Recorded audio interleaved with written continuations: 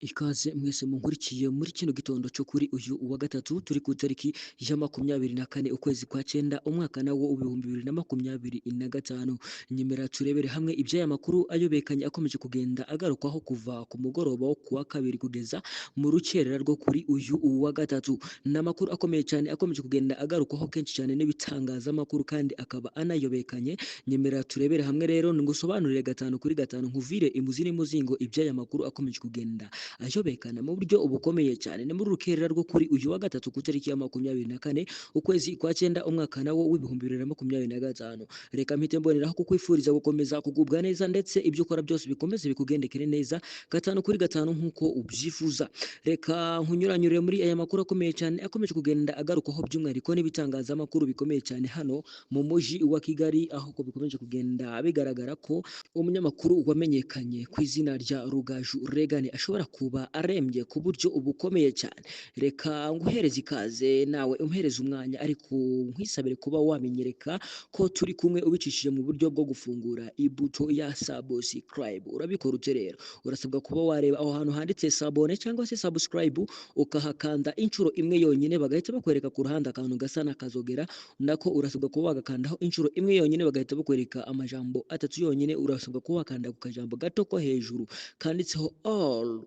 Aho ngaho uraba umpereje umwanya nanje mpite nguhereza ikaze ubundi nkunyuranyure muri zipaji z'amakuru ziramutse zivugwa muri kino gitondo, aho bivugwa ko umunyamakuru Regan Rugaju ashobora kuba arwariye ndetse ku buryo bukomeye cyane mu bitaro bikuru byo mu mujyi wa Kigali, akaba arembye ku buryo bukomeye cyane. Ari nayo mpamvu tugiye kurebera hamwe ese ubundi yaba byagenze gute. Ni amakuru akomeye cyane tugiye kuba twagarukaho mu buryo bukomeye cyane akomeje kugenda agarukwaho kenshi cyane n'ibinyamakuru bigiye bitandukanye kuva ku mugoroba wo kuwa kabiri kugeza mu rukerera rwo kuri uyu wa gatatu.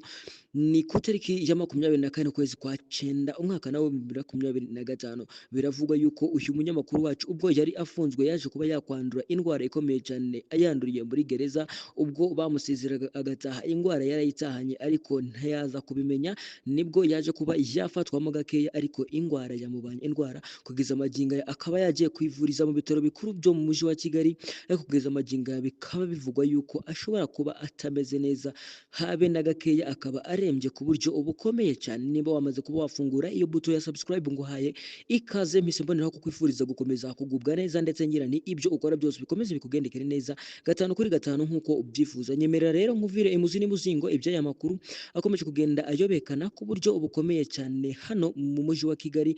Bikomeje kugenda biri kugorana cyane, aho twari tumaze kuba twakwibanda ku makuru y'iyi Tour ikomeje kugenda ibera hano mu mujyi wa Kigali.